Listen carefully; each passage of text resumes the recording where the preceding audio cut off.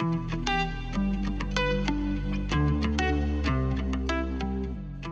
this series of conversations, we'll be discussing global sustainability with guests who bring a deep understanding of the environmental and cultural challenges facing our society and creative ideas on how to address them. I'm Ash Sweeting and welcome to The Ash Cloud. Today our focus is on Kenya. My guests Su Kahumbu, Bernard Kimoro and Claudia Arndt are working together to improve food security and sustainability across the millions of smallholder farms and the traditional pastoral systems across East Africa. Su Kahumbu is a Kenyan farmer and entrepreneur who is developing mobile phone-based educational tools. Bernard Kimoro leads climate change and livestock sustainability for the Kenyan Ministry of Agriculture and Livestock. Claudia Arndt leads the Mazingira Centre, where her team are investigating the environmental impact of livestock with a focus on greenhouse gas emissions. Sue explains the farms she works with. Most of our smallholder farmers typically have 2 to 3 animals, dairy animals, cows. But they have maybe 2 to 3 or even 4 species of different livestock. So they might have goats and pigs and sheep or chickens or something else. They typically are on 2 to 3 acres of land. And their dairy, some of them are doing dairy first for milk at home and then excess that goes to the market. The cattle are part of their food security, very much so in terms of nutrition, in terms of specifically milk products, well, milk. And then if there are any bulls born into the small herds, then those are either sold or are eaten. The waste from the animal, the waste, the bedding, as well as the manure, the urine, is used for composting and is brought back into the soils to help improve the soil life so that their crops, they get healthier crops. Without them, and in systems which are largely influenced also by agro dealers, where there are a lot of pesticides and a lot of synthetic fertilizer use, soil degradation happens very, very quickly. I think that the livestock are incredibly important at pushing back that flux between really denuded soils and extremely healthy soils. Livestock play multiple roles in society. Now, in the pastoral systems, they're important for 3 aspects. One is the social side, where we are looking at the insurance for the livestock keepers. They can also be like moving banks. I mean, they can be sold anytime there is need. They are also, from a social perspective, it's a perception of the wealth that the people have individually. So from a social side, that is very critical to them. Again, there is also the economic part of it, where we have also pastoralists that actually keep the animals, and they're able to sell them actually to gain economic livelihood from them. But most importantly, I think this is where you asked about the importance and the contribution to the environment, is that they are also kept to ensure that there is biodiversity and soil health in those particular systems. The value of livestock for nutrition cannot be overlooked. Then when we go into rural areas, the animal products and the animals are just very important, especially ruminants, because they can convert what we cannot eat, like pasture, grasslands, to milk, and also crop byproducts. So with crop byproducts, and Sue will maybe also argue with me, maybe we want to put that in the soil because we can also use that for composting and so on, but we can also use it to feed to the animals and they produce something for us. Especially if a dairy animal in a rural area, it's going to give you protein every day, and which is very important for just nutrition. How do you balance food security and sustainability? Yeah. I mean, if you look at the governments, the global south, most of the focus is actually food and nutrition security. The issue of sustainability is not right now a big focus. There's a new initiative. It's an East African initiative that is looking at both increasing productivity, so we take care of the food and nutrition security, but also looking at how can we, as a co-benefit, reduce the emissions from those kind of systems. This balance is evolving. So I agree to an extent that many are not in the comfort zone to start thinking of things that are as abstract as climate change and methane emissions and things like that in their day-to-day production systems. But many are very concerned because they have seen the climate changing, and it is becoming more and more a topic of discussion. Where Ethiopia, Kenya, part of Uganda is also Djibouti, that area. We lost almost 10 million heads of cattle to drought. And this was a sixth failed season of rains. Solutions need to fit local production systems. So the way we look at the environmental footprint of animals is mostly determined by tools that have been developed by the Global North. So often we look at emissions per product, and these have been done for systems where actually we only look at one product, which may be milk or meat. But the accounting system doesn't really allow to include all the other functions these animals have. Geopolitics has an impact. Particularly this issue with Russia and Ukraine and the high cost of fertilizers and things like that. We're seeing a lot of farmers turning to using their own inputs, which are largely their livestock manures, back in their systems, and they're seeing increased yields and healthier soils at a low cost of production. Cultural awareness and understanding is essential. Also, the problem I see is that a lot of research and a lot of education and is that just done in the Global North. Funders are coming from the Global North, and it's well meant from everybody. It's really coming from a good place, but I don't think they necessarily understand the issues in the Global South. We run the risk of emulating redundant systems from the North as a way of improving our efficiencies. And we're not building our own models by looking at what works on the ground and what actually is working with farmers. And we need to look inward and see where are the successes, where is that. I wouldn't even call it just improved efficiencies. I call it optimization, because to me, those two words mean very, very different things.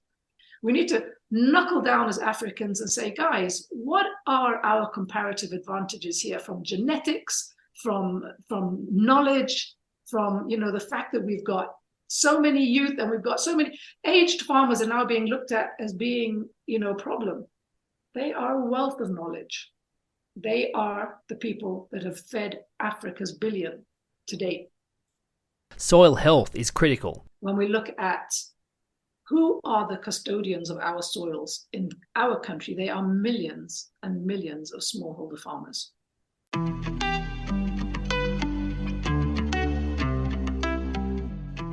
Sue, Claudia, Bernard, thank you so very much for joining me today. Thank you for having us. Yeah, thank you very much for having us. Yeah.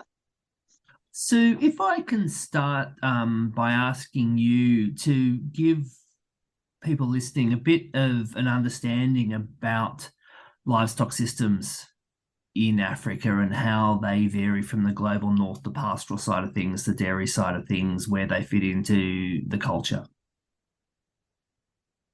Thanks for the question, Ash. What I will do is I will answer from my perspective and the work that I've been doing with smallholder farmers who are generally not pastoralists, but are keeping cattle for beef or for dairy. And then perhaps Bernard may be able to answer the questions then around the pastoral and the cultural relationships that the pastorals have with their animals. So I work with smallholder farmers. I'm a farmer myself, and I'm a Ankole breeder. And I basically have developed e-extension tools to educate farmers using mobile phone, scalable tools that can reach across the entire country, and in fact do some work in the East Africa region and beyond. And most of our smallholder farmers typically have 2 to 3 animals, dairy animals, cows, but they have maybe 2 to 3 or even 4 species of different livestock. So they might have goats and pigs and sheep or chickens or something else. They typically are on 2 to 3 acres of land. And their dairy, some of them are doing dairy first for milk at home and then excess that goes to the market. So they really are. My target market are the smallholder farmers, and basically that's where they sit in it. So most of them, the cattle are part of their food security, very much so in terms of nutrition, in terms of specifically milk products, well, milk. And then if there are any bulls born into the small herds, then those are either sold or are eaten. So yeah, and they are just part of the farming systems, the smallholder farming systems, which are very, very dynamic, with a diversity of livestock and crops. Yeah. Just before we move on to the pastoral side of things, how important are livestock in those systems for maintaining the soil nutrition so they can grow their other crops, and for, I guess, the recycling of waste products from elsewhere in the farm? They're massively important. They're absolutely critical. The waste from the animal, the waste, the bedding, as well as the manure, the urine, is used for composting and is brought back into the soils to help improve the soil life so that their crops, they get healthier crops.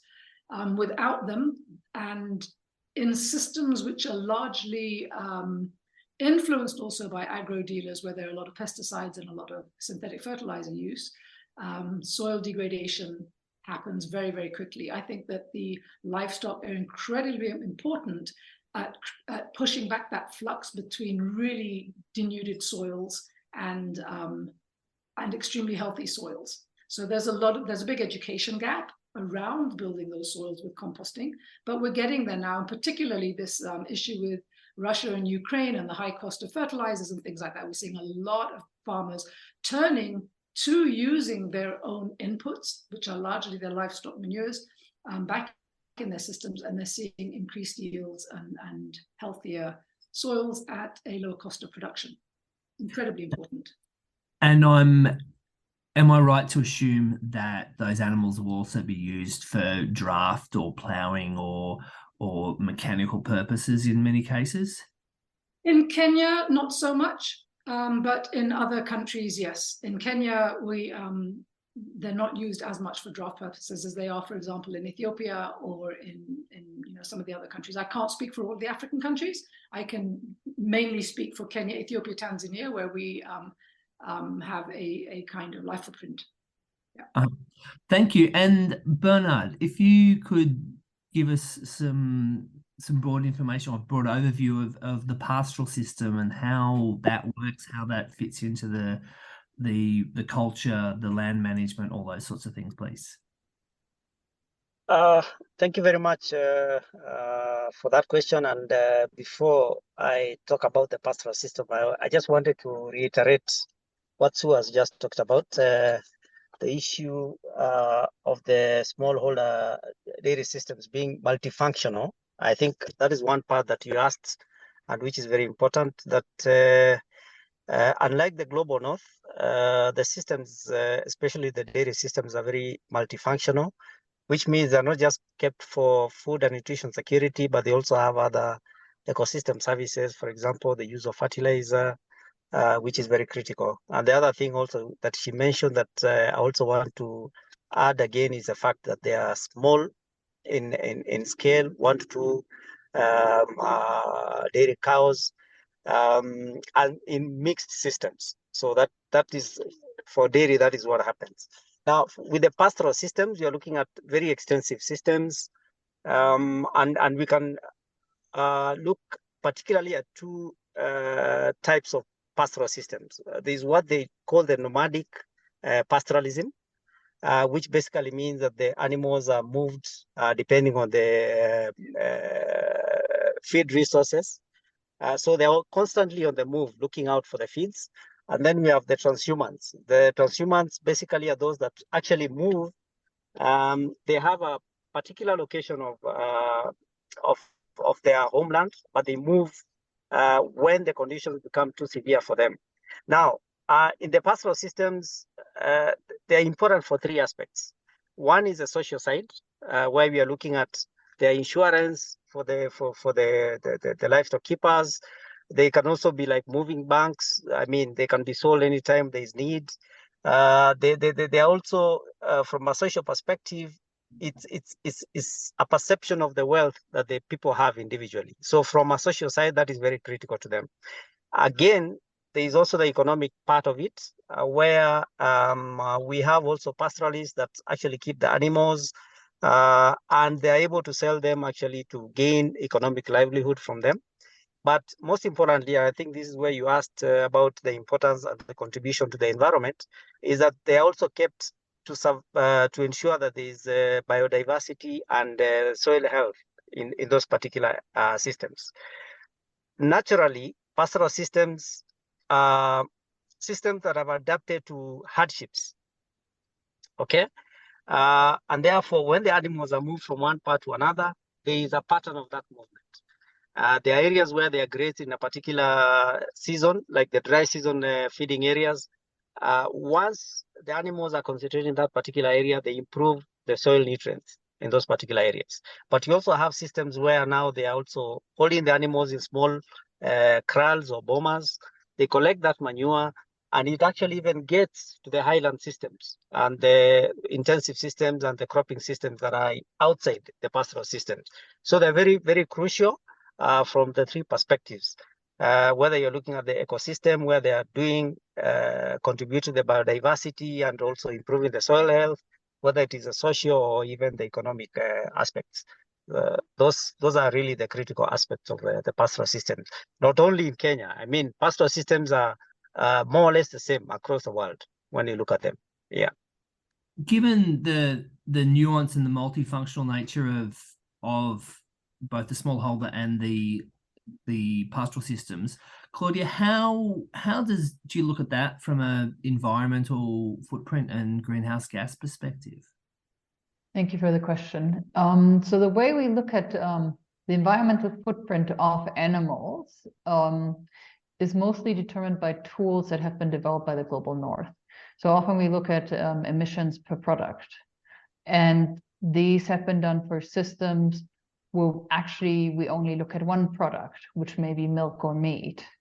So often when we have animals that produce not as much, so they're higher yielding because they're in systems that may not allow for very high nutrition, or is very challenging. You can't really, like the pastoral areas, you can't necessarily grow many other things in the area, as well as the biodiversity, what Bernard was talking about. You may have very low production. So if we use now emissions per product, then we're going to look at something which looks at emissions that compared to Global North looks like it's very high.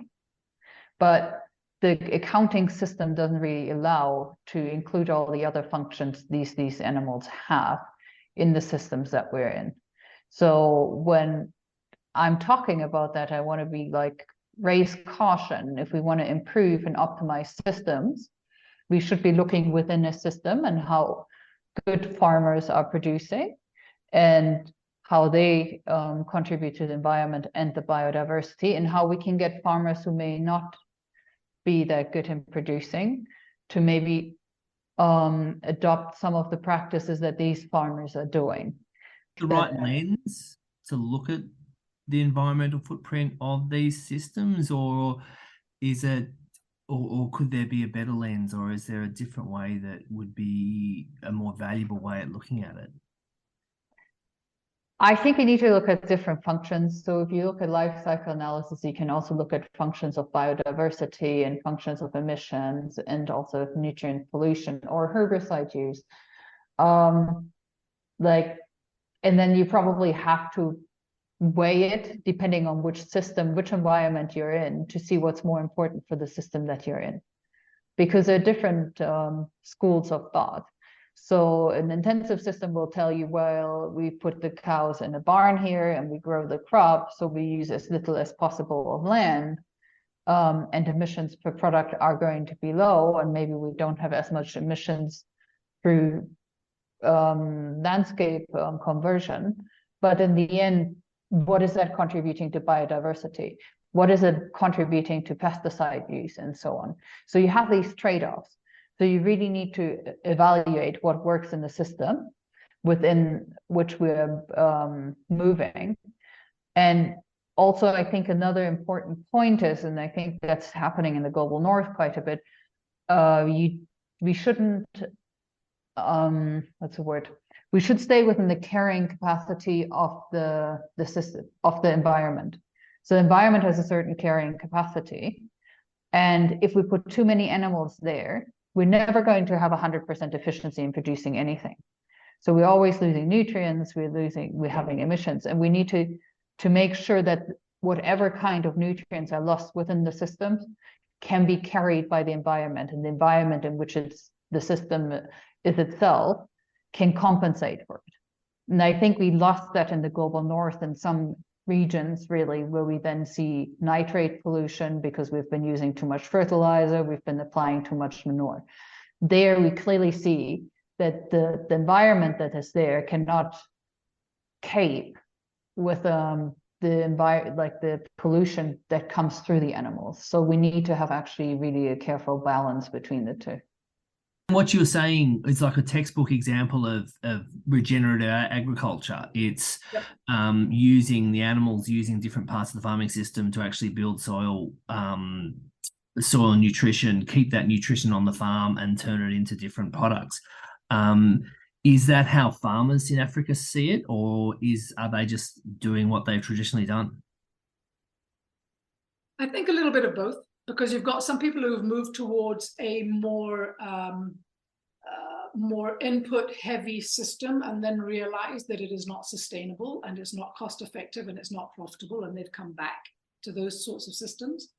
And there is we've called it very many things. In the 80s, the World Bank pulled back on agricultural investments in Kenya, and we saw a plethora of different NGOs coming in to teach a whole bunch of things that were called, there was organic conservation, permaculture, a whole bunch of different terminologies, which were basically kitchen gardening for food security without the reliance on inputs.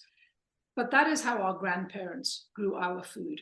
And the sad thing is we've lost so much genetic diversity in the in-between and in this flux between going high input, whether it's high input seeds and pesticides and fertilizers, et cetera, we've lost so much diversity on the African continent around our livestock genetics as well. When we look at climate change and we look at some of our breeds, and our breeds and our genetics are being literally taken and propagated in South Africa, in Australia, et cetera, because the animals are hardy. They yield amidst terrible temperatures and diseases and lack of water and all sorts of things, and they're still there. And I think that's why, from a pastoral perspective, you can't compare the cattle because you can't compare the breeds. You could never have a dairy herd go through that hardship and make it and still have that wealth within the family or the community. They would just die. And we see that. I think that you could probably, and I mean, Bernard, you might be able to, help me here. But I honestly believe, from what I've been seeing, that in Kenya, we are one of the biggest graveyards for those exotic dairy breeds that have been coming from Europe. The crossbreeds are doing better. The traditional exotics, they may not be yielding as much, but they survive and they give farmers a return. And they can go down to being almost emaciated when the weather is bad and there's not a lot of feed, and then they pull back and a baby will spring up the next season. And I think that's why, a lot of people say, why are the pastoralists not changing their breeds to these higher yielders? They don't make it. They simply cannot manage the pressures that we have.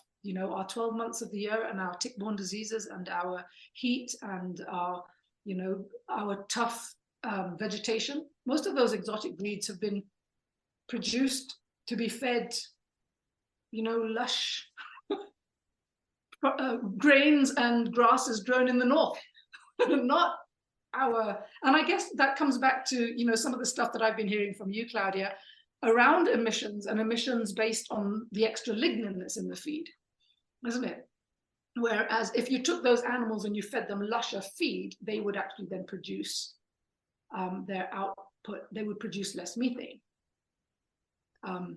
Now, Claudia's You have more bird. fiber in the feed. You have more fiber in the feed, you produce more methane. So Exactly. there's more, Yes. and if you feed So more we feed concentrate, you produce less methane per kilogram of intake. Yes, and Yeah, then the so- digestibility is also different. So part of our way of, I mean, I think that the conversation between the North and the South and the comparison between methane emission is a conversation that shouldn't even be happening because the differences are enormous.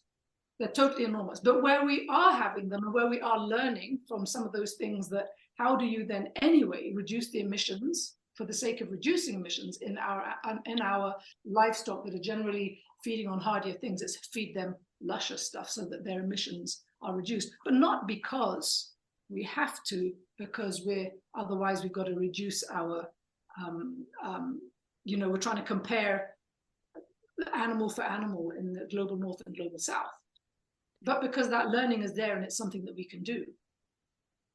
You know what I mean? If you understand what yes, I'm no, trying to say. completely. Yeah.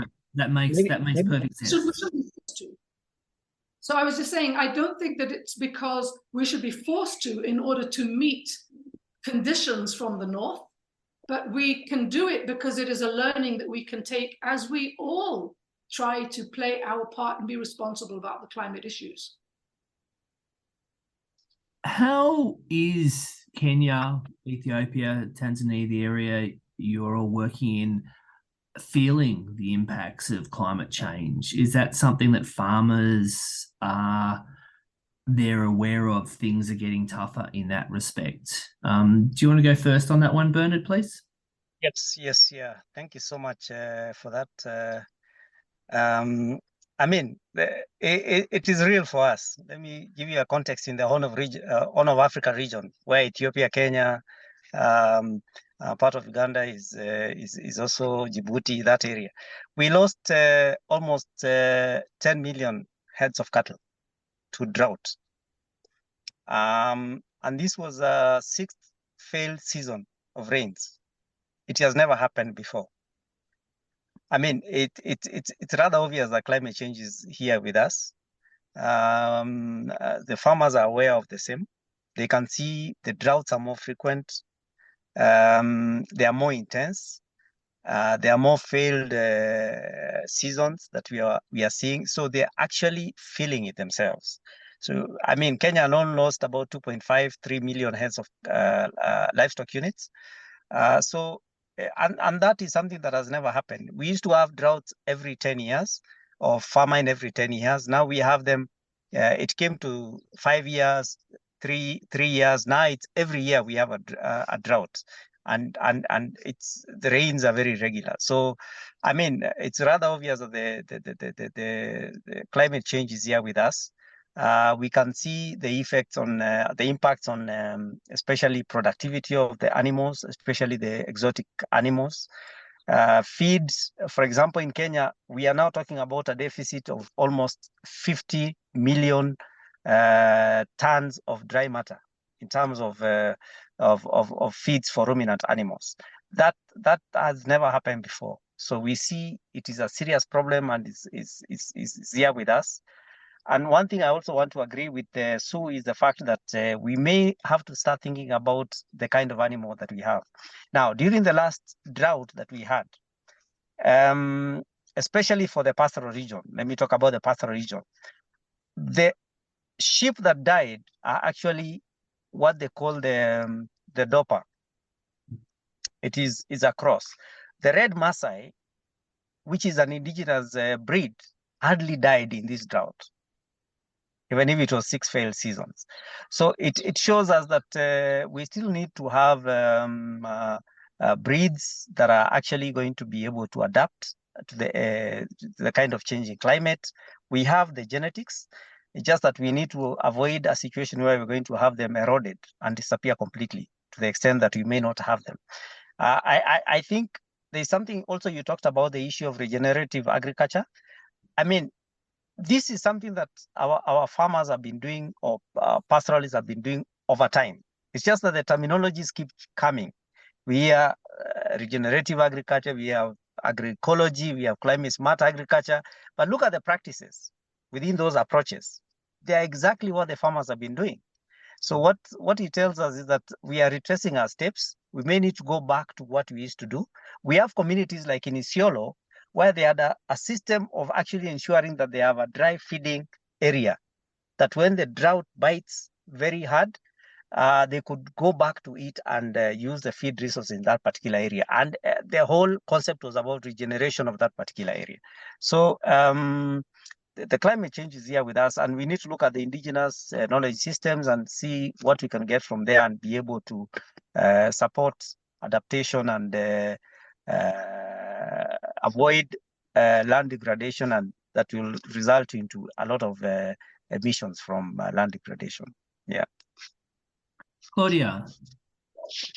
I actually got a question for Sue and Bernard, because I see challenges with population growth and also livestock number growth and inheritance of the land with the smallholders. We see that, like, because it always gets parted between the children, so the land becoming smaller and smaller.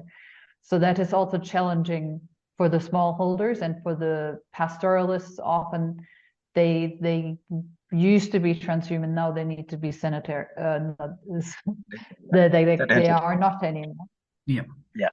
And they have never grown any crops, so that it's also new for them in that regards. Because it's just a question: how do they see how is this going, and how to overcome these issues? Because these are new issues that become to farmers, because they need to sort of. You always get said they need to intensify more now that with the smallholders becoming smaller.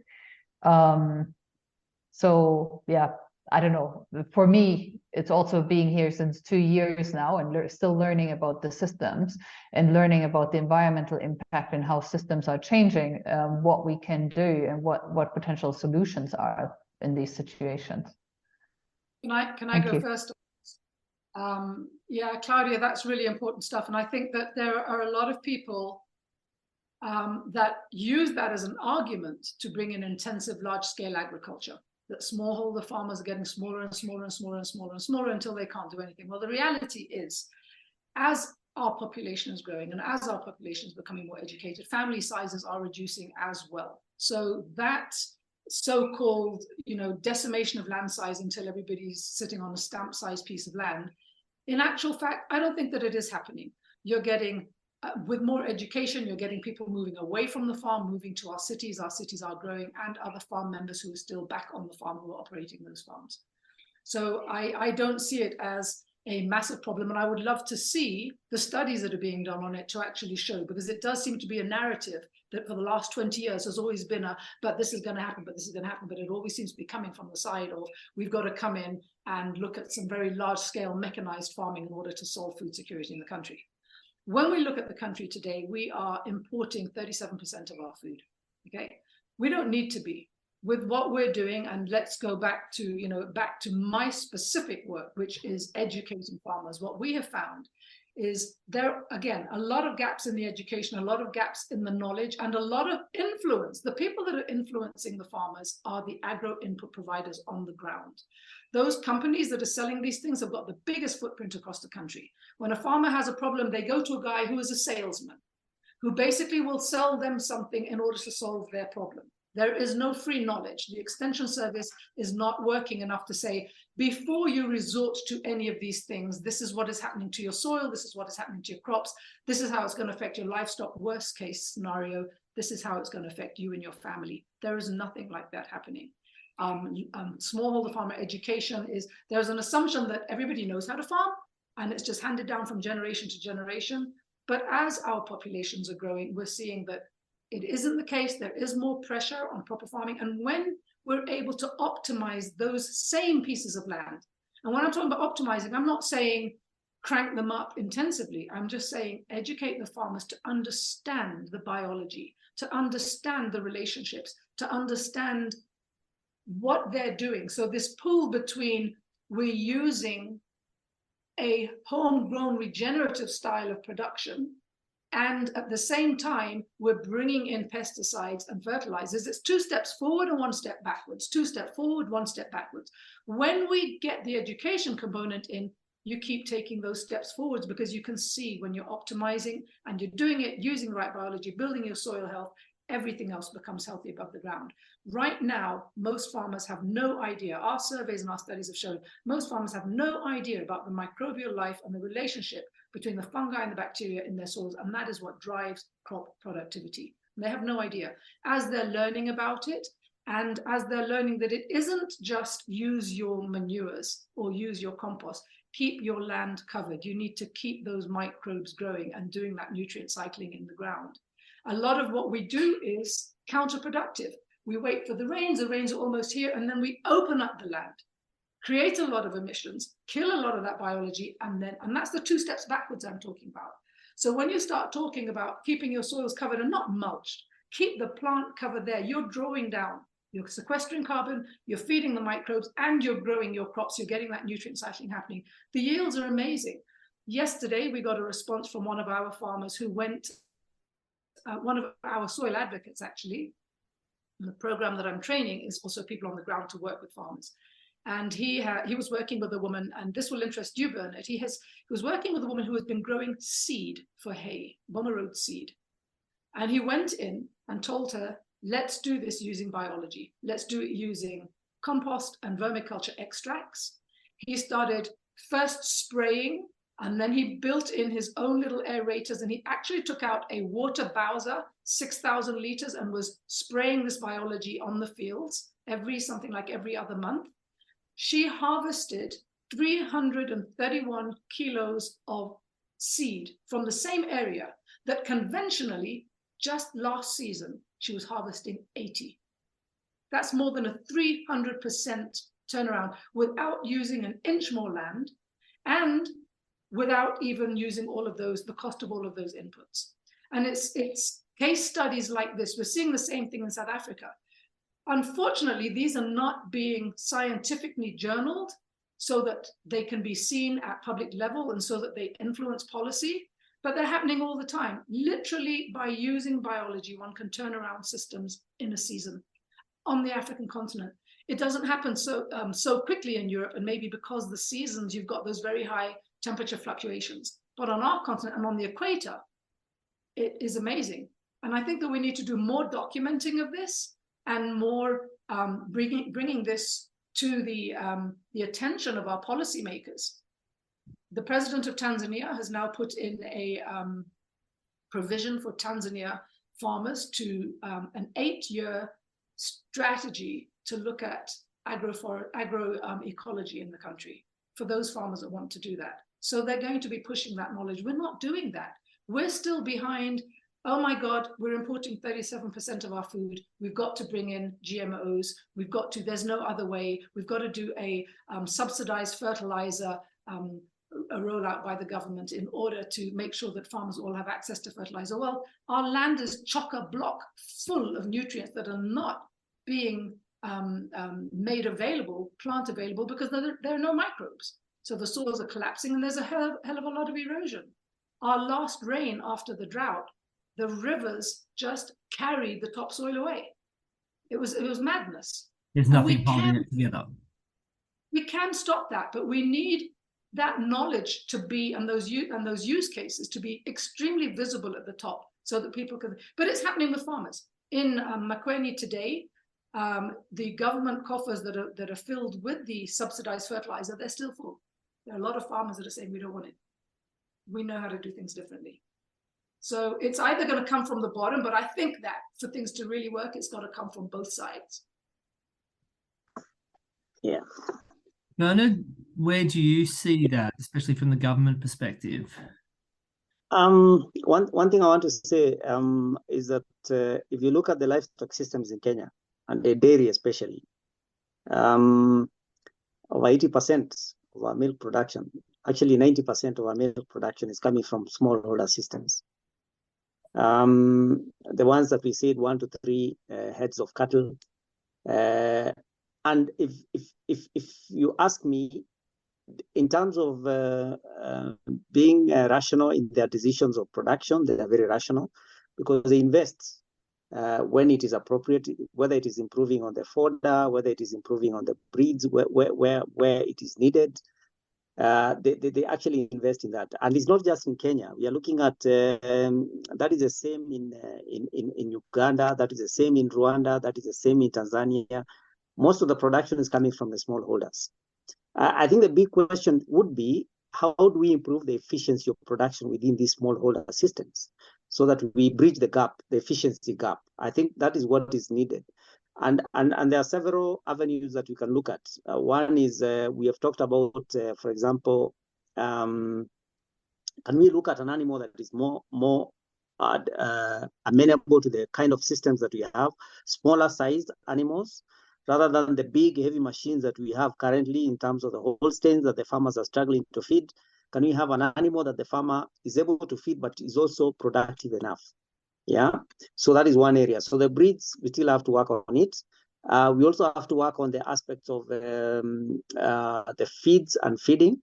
That is an area that is actually a big problem, and also the issues around diseases. So we may not completely change from the smallholders. Yes, farms are being subdivided, especially in the highland areas, but the current generation is also moving out of those areas.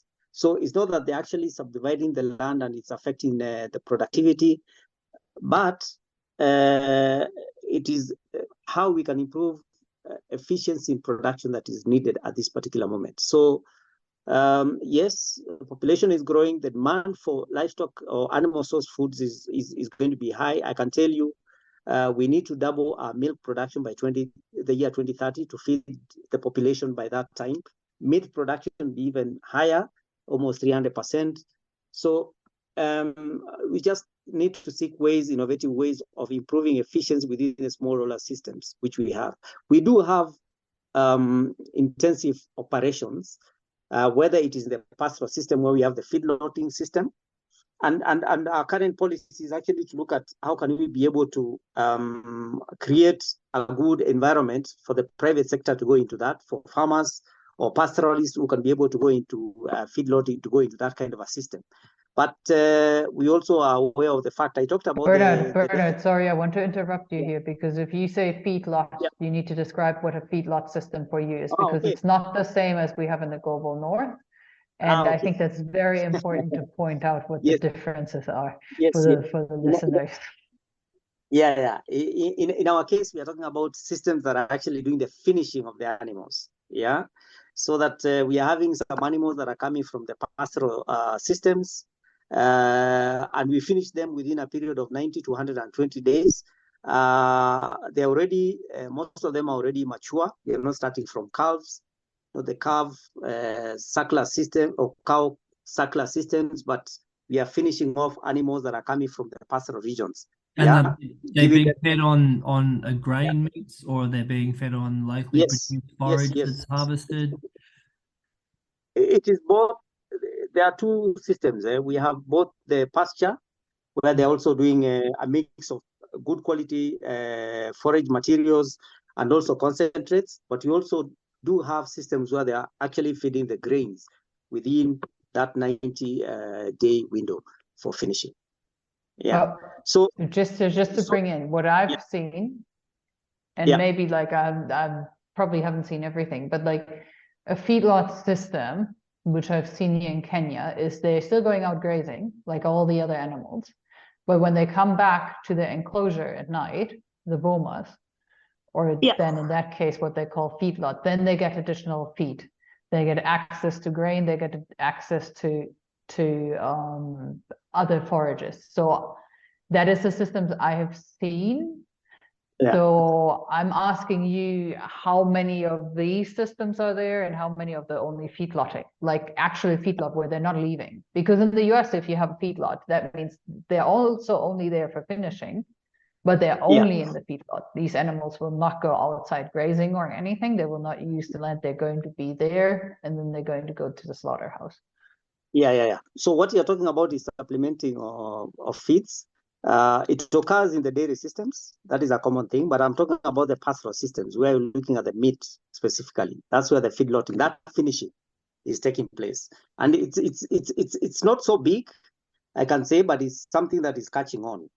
because of one of the other things that we are looking at is the fact that we are facing challenges in terms of the meat production. So it is one of the things that the government is actually deliberately trying to promote. We did have it within what we called the Big Four agenda. It was one of the activities that we were promoting as a State Department. And therefore, we can see now people are catching on and doing the finishing. And the source of these animals are actually the pastoral systems. We have had the droughts, so there are off-takes from those systems, and the animals are actually put through 90 to 120 days of concentrate feeding, of course, after conditioning, and then they go into the slaughter. It's catching on, and I can tell you it is scattered all over the country, and it's not so much, but that is the direction that we are heading in terms of improving efficiency in the beef and small stock feed meat production. Yeah. So like I'm saying, so what we are all doing there is actually try to improve the efficiency of production in those kind of systems. That's what we are promoting. And that's why I said even in the dairy, how can we improve the efficiency of production, closing in that efficiency gap? The animal has the potential. Can we improve the feeding? Can we reduce the disease burden? Can we improve the bioclimatology, the housing and the environment, so that the environment is good for its welfare for increased production? That's how we are looking at it. Yeah, so smallholder systems are here with us. We just need to look at how best you can be able to improve efficiency within those systems. Yeah. So in terms of what you're saying, obviously that looks like a very much focused on the food security issues, and where I'm not sure where the feed comes from, whether that's locally grown within Kenya or whether it's imported. But where does the whole long-term sustainability fit into that that policy rather than short-term food security? How is that balance between the longer-term sustainability of that system compared to the very much a short immediate need of food security? Yeah.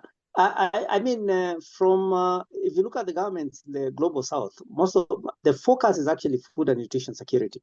The issue of sustainability is not right now a big focus, but what we are seeing is we need to bring those aspects into play as well.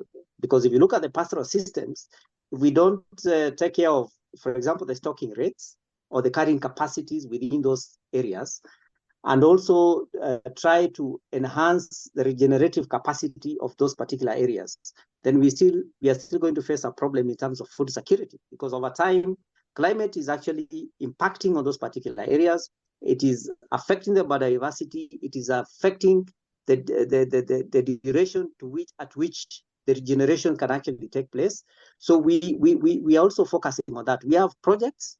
One of them is called Towards Ending Drought Emergencies, that is actually promoting landscape restoration in those particular areas, especially in the pastoral systems.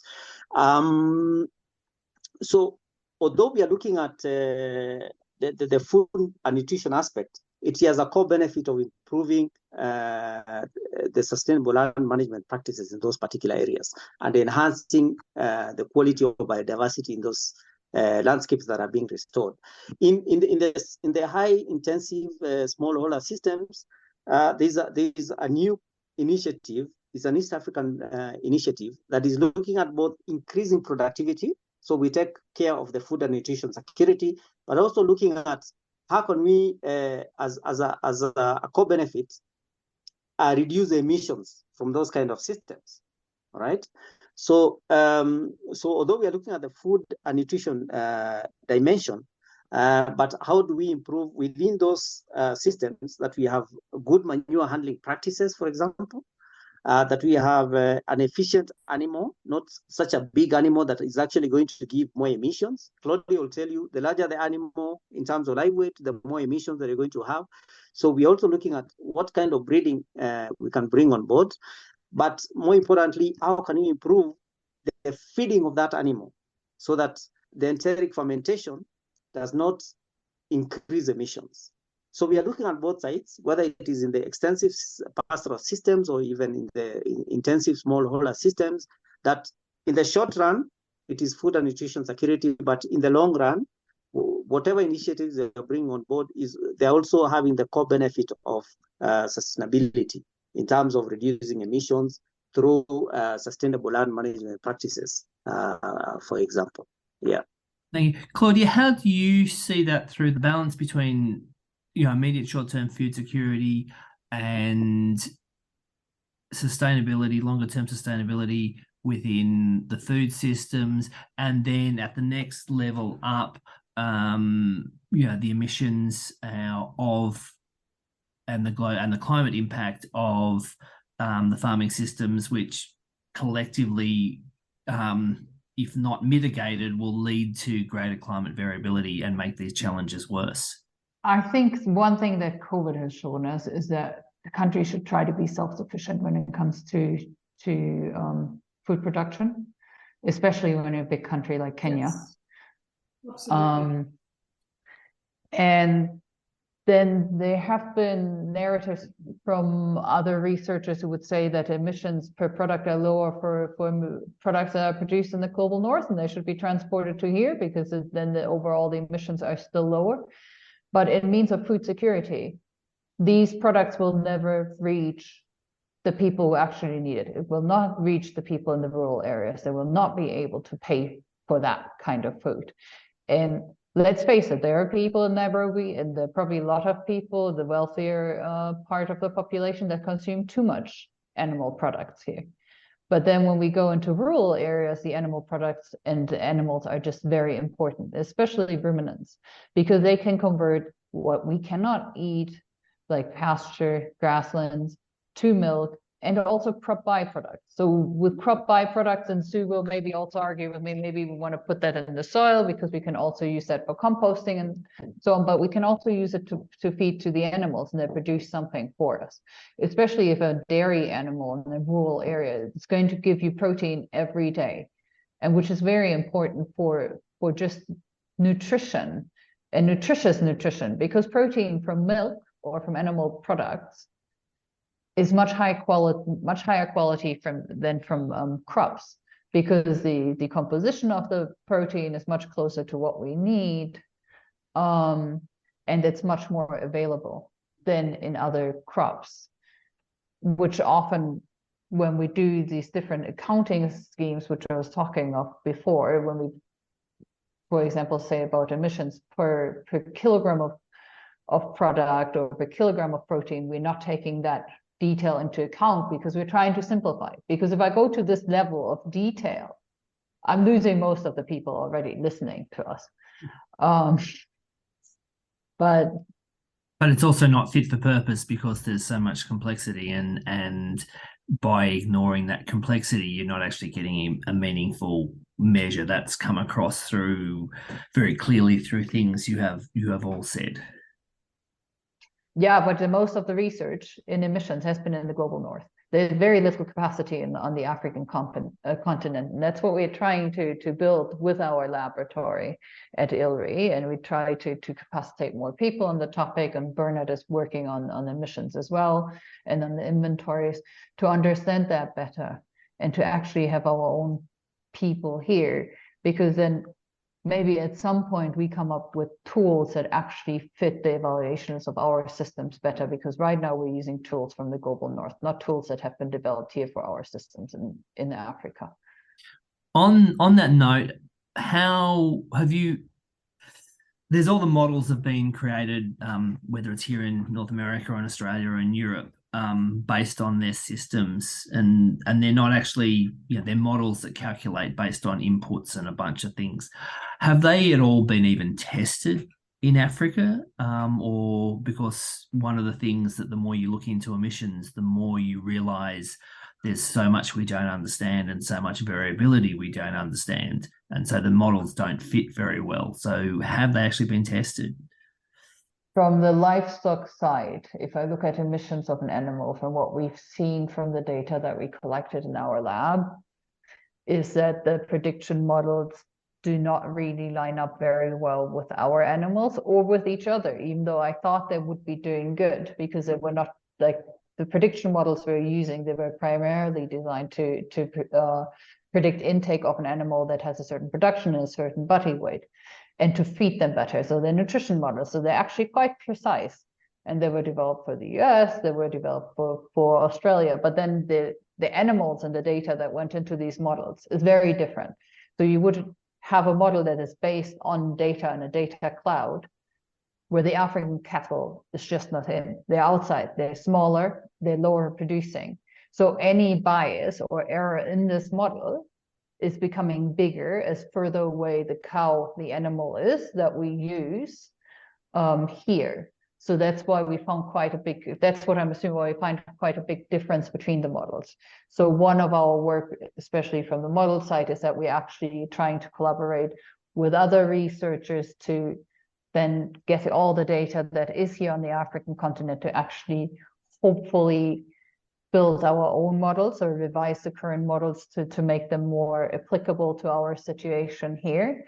And if there's not enough data, we need to produce more data, because if we look on the emission space, there's very little data, because it's not a priority, because food security is a priority, how Bernard was saying. I'm not going to the farmer and telling them to reduce emission. If we're going to farmers, we're talking about them about their productivity and increasing efficiency and optimizing what they're doing. We educate them. So when our people go out to the field, they will talk about climate change and they will explain it to farmers, and they're usually very interested in it. But that is like, they're not getting food off on the table for caring about climate. They need to care about their profitability of their farm for optimizing what they're doing. And so you speak to are engaged with thousands of farmers. How does what Claudia just said resonate with your experience speaking to farmers? So I agree to an extent that many are not in the comfort zone to start thinking of things that are as abstract as climate change and methane emissions and things like that in their day-to-day production systems. But many are very concerned because they have seen the climate changing, and it is becoming more and more a topic of discussion, and more want to know, and more want to know what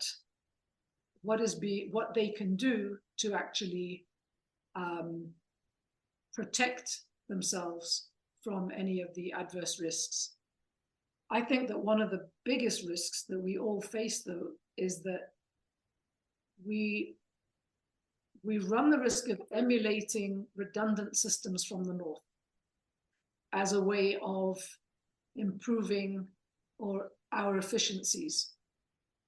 And we're not building our own models by looking at what works on the ground and what actually is working with farmers. And we need to look inward and see where are the successes, and where is that.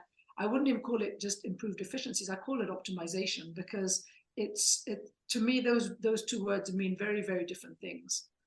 And you know, it scares me when I hear the two terms feedlot systems on the African continent. It scares me when I hear battery operated poultry. These are redundant systems that are now banned in the global north, but that are picking up here because they're being looked upon as being efficient systems. And we're not learning from the mistakes of the north. And that for me is, you know, sometimes it's because of the funding, sometimes it's because of industry-led systems that are coming in, being led by private sector, whether it's battery operated cages, and we don't have policy to say, you know, we're not exporting eggs or chickens at this point in time, but if we were, they wouldn't go anywhere, because those countries would say, we're not touching that stuff from your country because those systems are banned on humane conditions. You know? So again, when you look at a lot of the livestock systems in Europe do factor in the humane part of livestock production. Again, sometimes that's looked upon in our systems as being almost a luxury, or you're not in a comfort zone to think too much about the humane side of things because you're trying to make your systems work. So your cows may look underweight, and under many conditions you might consider that actually that animal should not be being milked, should actually be under, conditions that where it's better housed, where it's has more access to sun and space and whatever. But again, coming back to the zero grazing system, it was not a cultural system that we use in Africa. It was imported. It was actually a system that came with those conditions and those new learnings. Tether your cow, put your cow in a small barn and leave it there for forever and milk it and let it have its baby right there on the spot, and you just milk it and then never go outside into the sunshine or onto the field or anywhere. Those were systems that we were encouraged to take by the global north. They're not systems that were here culturally. Culturally, your animals were tethered where there was feed. You would take them out and you would tether them wherever there was feed, and you'd keep moving them. So, when coming back to the word of optimization and the realization that yes, our population is going to grow and we're going to need more of these animal-based food products. And when I look at milk, a cow that is producing 5 liters, 7 liters today, that's the average milk yield of our Holstein Friesian crosses. These are animals that are designed to produce 40 liters of milk. Those are the genetics that are being given to our smallholder farmers, and they're producing on average 7 liters of milk. It's mind-blowing. You can get the same yield from a crossbred or an indigenous animal that is fed well without having to go through all of the risk of keeping this, as Bernard said, this monstrosity of an animal alive. It's eating you out of house. And you'll need less feed because they've got a lower maintenance requirement. Exactly. So when you start looking at if we need that much milk, are we then saying, but which animals are optimized and financially, where does the math work? It isn't just get an animal that's going to produce that many more liters. The dairy sector is saying, bring in more semen from these cows in the States and in Europe and everywhere.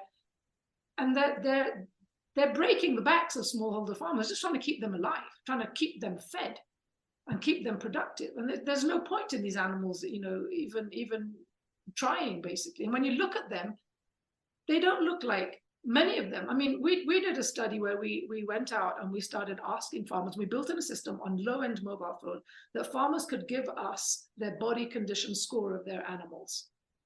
And we were doing it blind because we couldn't get photographs of their animals. They didn't have smartphones. It was feature phones. So they would put in the points, and we taught them how to touch their animal and tell us what did they feel. Were the bones very stuck out with it? All the data that was coming in. And we first asked them a very subjective question. Is your animal really healthy? Or is your animal on the thin side? Or is your animal very thin? And people were saying the animal were fine. They were very healthy. But the data we were getting in was like, okay, and then we said, so now let's get some photographs sent in. Go and find somebody with a smartphone and send us these pictures. Well, like half of them were half emaciated, but they were considered to be fine. Now, most of these farmers have not seen a Dutch Friesian fat and producing 40 liters of milk. They've seen their neighbor's cow that looks like theirs. Mm. So, we've just got used to really bad systems, and a lot of it is literally piggybacked on what's in the global north. And I think we need to think differently. We need to knuckle down as Africans and say, guys, what are our comparative advantages here from genetics, from knowledge, from the fact that we've got so many youth and we've got so many aged farmers are now being looked at as being a problem. They are a wealth of knowledge. They are the people that have fed Africa's billion to date. And we should harness this. And we should harness the fact that pastoralists are our custodians of our African genetics. Claudia, you had something to say?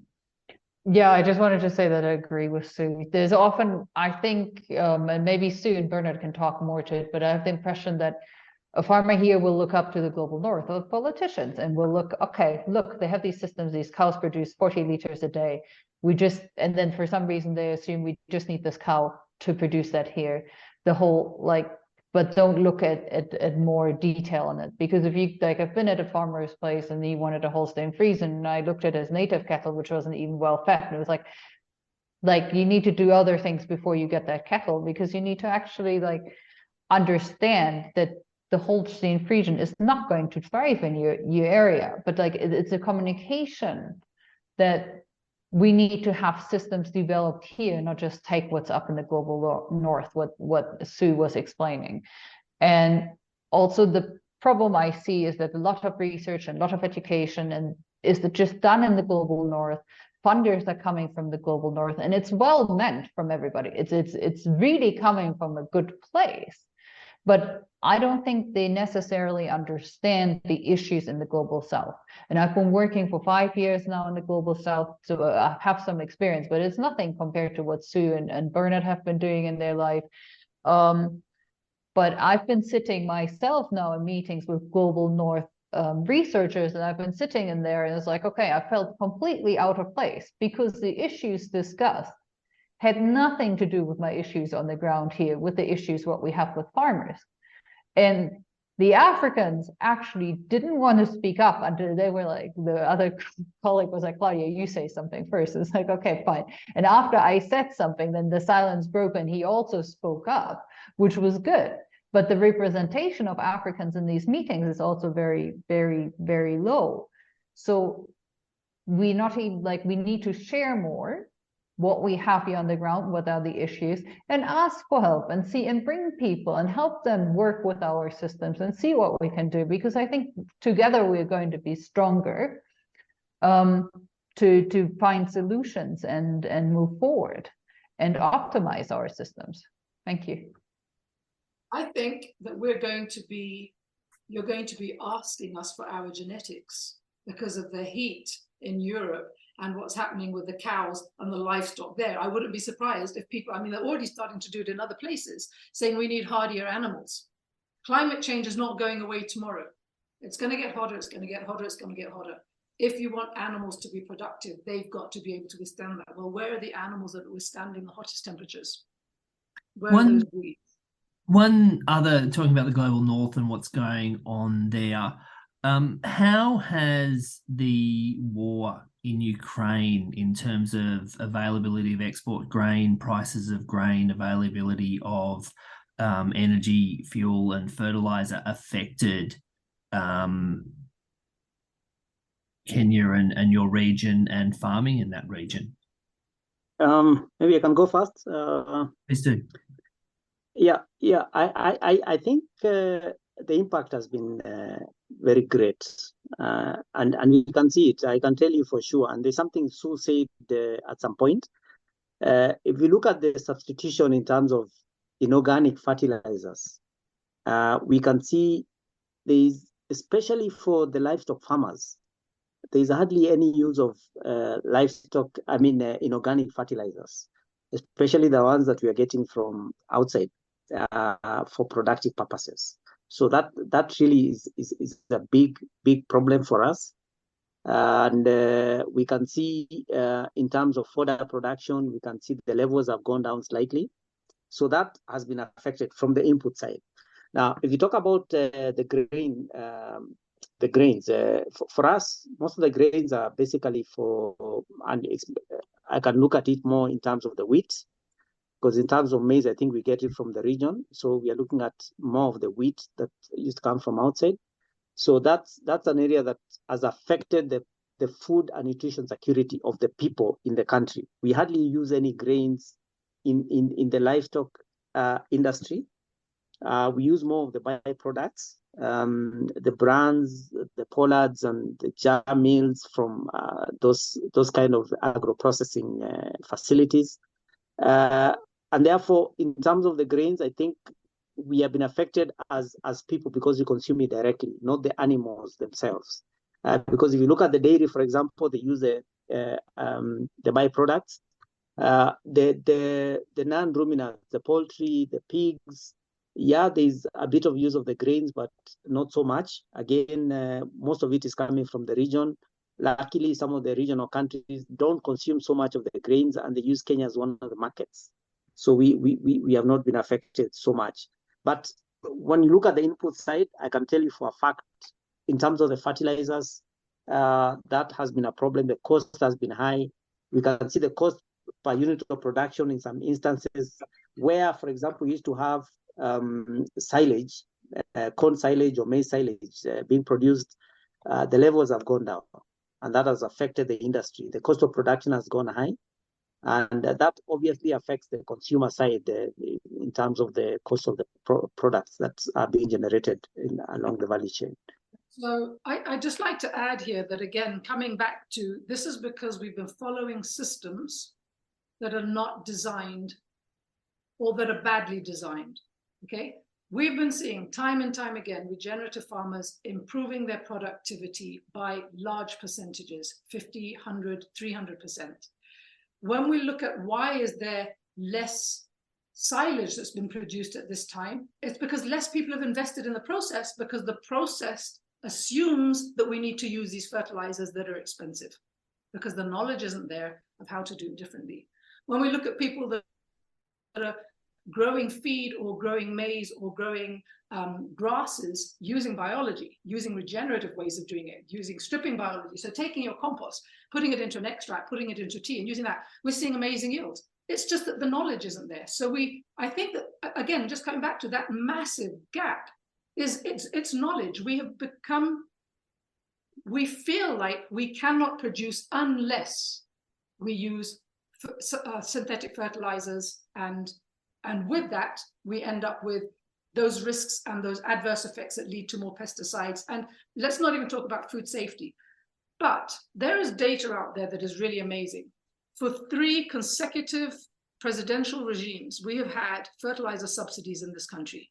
We had them with Moi, we had them with Kibaki, we had them with Uhuru, actually, and now even with Ruto. Now, there was a time, and this was documented in the press, when President Uhuru said, we are not going to throw good money at bad money. We're not seeing improved yields with these fertilizer subsidies, so we're not going to do it. That year where we had no fertilizer subsidies, we had a 28% increase in crop yields across the country. That was documented in the newspaper. The funny thing is, the reporter who wrote it then said, it must have been because people were not using fertilizers properly. You're like, who was paying this guy? What does that even mean? What does that even mean? It was because the land had time to recover, the biology had time to recover, and systems, biological systems, started to kick into space. That's what I believe was happening. And that yields, because farmers were still planting, and farmers will not be silly. I mean, as Bernard said, farmers are not crazy enough to say, oh, I don't have fertilizer, so I'm going to use nothing. They will be like, I don't have fertilizer, so I'm going to use my livestock manure, because we all know that's what our grandparents did. They didn't turn it into compost. They didn't bring in a diversity of microbes back into the soil. If now, and maybe in a way they did, because our livestock then were not zero grazed either. They were not feedlotted either. So there was a diversity of forage that they fed on, a diversity of microbes that came back. When that got put in the soil, yields were, and everybody will tell you, yields of our grandparents were great. We have data where over 1,000 farmers have told us that year on year, their yields have been dropping. We've asked them their production systems, and it's all this 2 steps forwards, 1 step backwards. They're doing this when they can't afford fertilizer, they put manure into the ground. But then it's hard work to make compost, and it's hard work to take fertilizer. And everybody's telling them to take manure and compost. Everybody's telling them, but you need fertilizer. And now those that are beginning to see, but actually you don't. It's slowly spreading, but if it would spread from the top, if the government would actually say, we've got to start looking at some of these use cases. But unfortunately, there is so much pressure from the pharmaceutical industry and from big pharma and fertilizers and everything to keep moving. I mean, I'll say one last thing that really, really upsets me. We have, in terms of pesticides in this country, we've got something like 36 different pesticides that have been banned globally. They're still available and still in use in this country.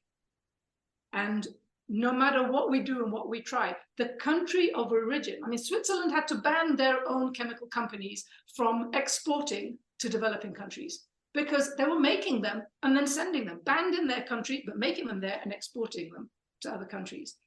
And I think that we like I said, we need to sit down and say, where are our biases in agriculture? who is actually leading agriculture on the African continent and why? And where are our comparative advantages? And we need to be bold enough and brave enough to say, we need to do things differently. We can teach. South to south, we're different. We're different climates, we're different environments. We're all being hit by climate change in different ways. So why are we even learning from the global north? We should be learning from the global south. That's where we sit. But unfortunately, it's the funding, it's the research, it's the science, it's the development money that comes into governments that says it must go in this direction. I'm happy to hear that the World Bank recently said that the money they're giving to the Kenyan government is going to go into climate smart agriculture. And I think that that's a really big plus, because now we have to define within our systems, what does that even mean? You know? Thank you all very much. We've run out of time. Is there anything that you would like to say as a closing comment? Bernard, do you want to go first? Thank you very much. I think for me, what is critical is we need to look at systems based on the context. I think for me that is very critical. That we are not taking or copying systems that are in different contexts and bringing them into, for example, the African context. It's slightly different. It's more complex. So we need to look at within our complexity, what can we be able to do to improve issues around productivity, and also in the long run, as you said, possibly also look at sustainability as one of the core benefits that will come out of it.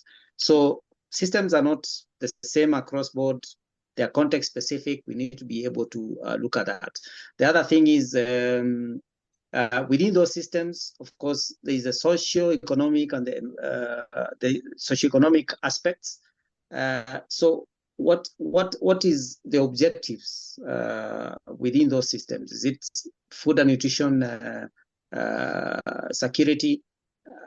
If that is the case, then how can we be able to improve it within the changing climate? So that is very important for me. The issue of the models, I think, is also very, very clear.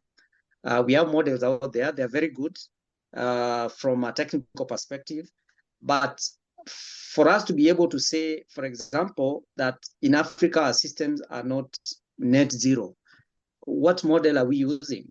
Yeah, so we need to come up with models that are actually able to give us a true picture of what our conditions are. That we are not taking models that are only going to look at, for example, when you do emissions from my state department, we are only looking at the emissions in terms of from the livestock systems, but you're not looking at what is the net emissions. So how much is going to the ground in terms of the carbon from these systems? So we're only looking at the emissions coming out of them. So can we also look at it in a holistic way? And that can also give us a true picture. So I think for me, those are the three aspects that we need to focus on as we look at improving efficiency or optimizing the systems to be able to give us the outputs for objectives that you're looking at. Yeah. Thank you very much, Claudia. Yeah, I completely agree with Bernard. I think in addition, we also need to look at nutrient cycling to bring the nutrients back into the ground to make sure we're actually looking at circularity of nutrients in this system on the landscape level. And also another thing, and that's I think where Su's work is very important, educating farmers, coming up with different ways of educating farmers and co-designing things with farmers, because we cannot just come up with technologies. And that's what's been happening in the global north as well. We have all these technologies on how to reduce emissions, but we haven't worked on what value are they giving to the farmer? How do we actually get them on the ground? We haven't brought in the social scientists. So bringing in the social scientists to talk with the farmers and understand what the farmers are doing, what is already working, is very important for scaling, and having farmer-to-farmer educations, having systems in place like Su's app that can educate people anywhere in the country to reach them is very important as well, because extension services from the government are not enough to educate everybody and reach the people that we need to make a difference on the ground. and just in general increasing awareness and capacity around the country, and working together across disciplinary or interdisciplinarily to really like come up with solutions that are lasting and bringing value to the farmers. Because and it's what Sue's always saying, they're not going to do it if there's no value in for them, and we need to understand where's the value for them. So yeah, I think that's the most important. Thank you very much, Sue. I think that one of the most critical things for humanity's survival is nutritious, safe food, without a doubt. Okay. And if we look at the production of those, and we look at, for example, what the EU did last week, is they brought in a new soil law that protects soils because of food security. This is the global north saying, we're going to protect our soils because of food security. I've been speaking about this in Kenya for a long time, saying we need a law to protect our soils, because there's a lot of land development, and some of our most productive agricultural areas are now housing estates.